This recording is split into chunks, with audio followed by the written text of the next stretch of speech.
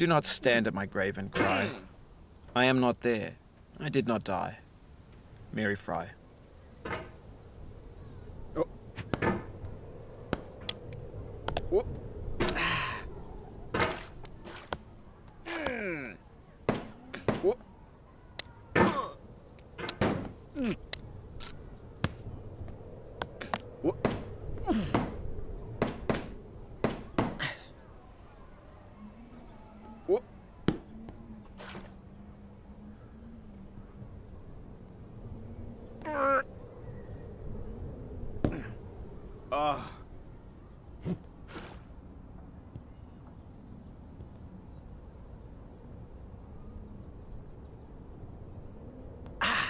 To live is to suffer.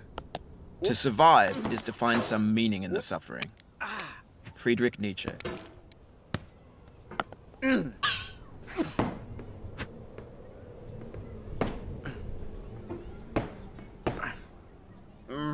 Life is a mosaic of pleasure and pain.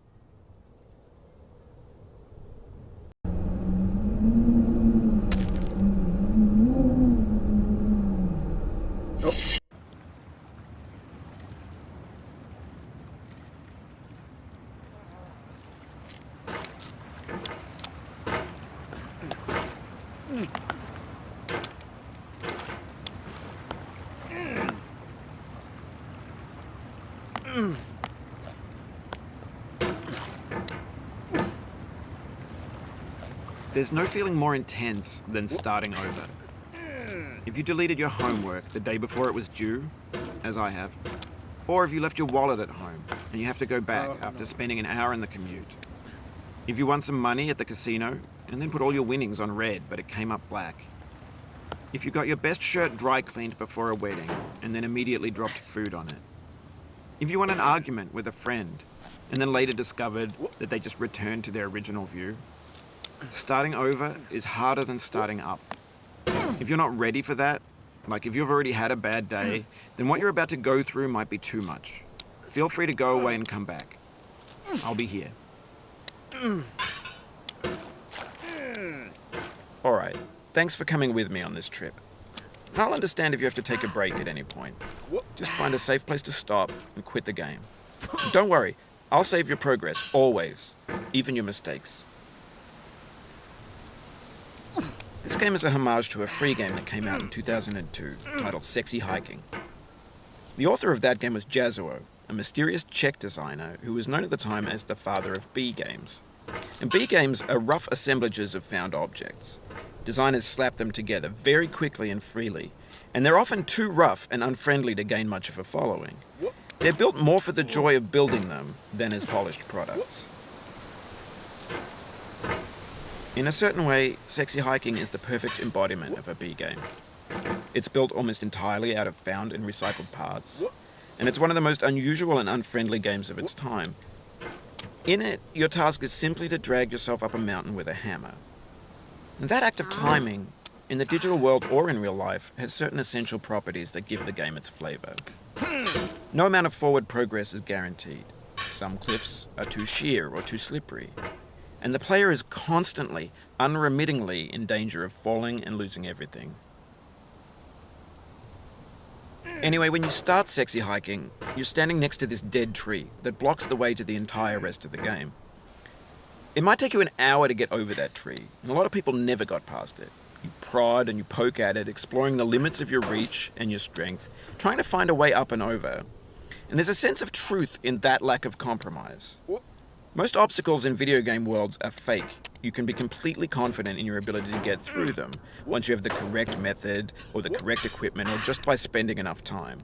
In that sense, every pixelated obstacle in Sexy Hiking is real. The obstacles in Sexy Hiking are unyielding, and that makes the game uniquely frustrating. But I'm not sure Jazzuo intended to make a frustrating game. The frustration is just essential to the act of climbing, and it's authentic to the process of building a game about climbing. A funny thing happened to me as I was building this mountain. I'd have an idea for a new obstacle, and I'd build it, test it, and it would usually turn out to be unreasonably hard. But I couldn't bring myself to make it easier. It already felt like my inability to get past the new obstacle was my fault as a player rather than as a builder. Imaginary mountains build themselves from our efforts to climb them, and it's our repeated attempts to reach the summit that turns those mountains into something real. When you're building a video game world, you're building with ideas, and that can be like working with quickset cement. You mold your ideas into a certain shape that can be played with, and in the process of playing with them, they begin to harden and set until they're immutable, like rock.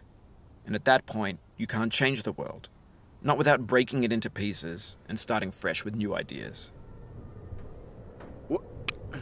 For years now, people have been predicting that games would soon be made out of prefabricated objects, bought in a store and assembled into a world.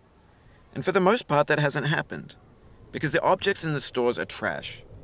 I don't mean they look bad or that they're badly made, although a lot of them are. I mean they're trash in the way that food becomes trash as soon as you put it in the sink.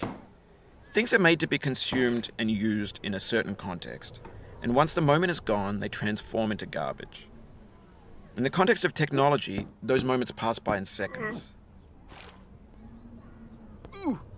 Over time, we've poured more and more refuse into this vast digital landfill that we call the internet. It now vastly outnumbers and outweighs the things that are fresh and untainted and unused. When everything around us is cultural trash, trash becomes the new medium, the lingua franca of the digital age. And you can build culture out of trash. But only trash culture. B games, B movies, B music, B philosophy. Maybe this is what digital culture is. A monstrous mountain of trash, the ash heap of creativity's fountain. A landfill with everything we ever thought of in it. Grand, infinite, and unsorted. There's 3D models of breakfast, Gen X's fanfic novels, Scan magazines, green screen Shia LaBeouf, banned snuff scenes on LiveLeak. Facebook's got lifelike bots with unbranded adverts and candid shots of Kanye and Taylor Swift mashups, car crash epic failed GIFs, Russian dashcam vids, discussions of McRibs, discarded, forgotten, unrecycled, muddled, rotten, untitled. Everything's fresh for about 6 seconds, until some newer thing beckons, and we hit refresh. And there's years of persevering, disappearing into the pile, out of style, out of sight. In this context, it's tempting to make friendly content that's gentle, that lets you churn through it but not earn it. Why make something demanding if it just gets piled up in the landfill, filed in with the bland things?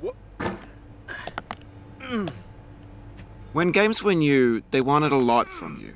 Daunting you, taunting you, resetting and delaying you. Players played stoically. Now everyone's turned off by that. They want to burn through it quickly, a quick fix for the fickle, some tricks for the clicks of the feckless. But that's not you, you're an acrobat. You could swallow a baseball bat. Now I know, most likely you're watching this on YouTube or Twitch, while some dude with 10 million views does it for you, like a baby bird being fed chewed up food. That's culture too.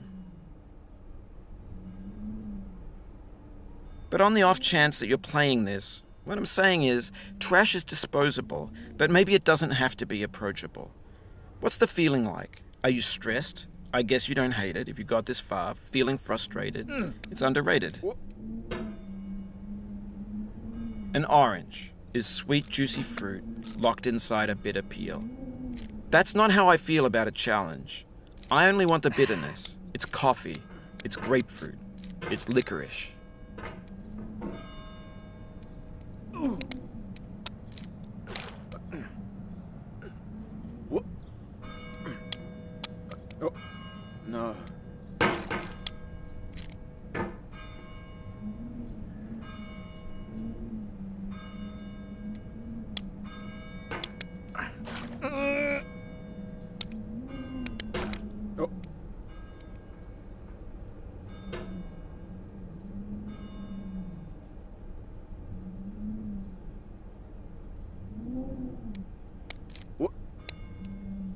Oh, you just lost a lot of progress.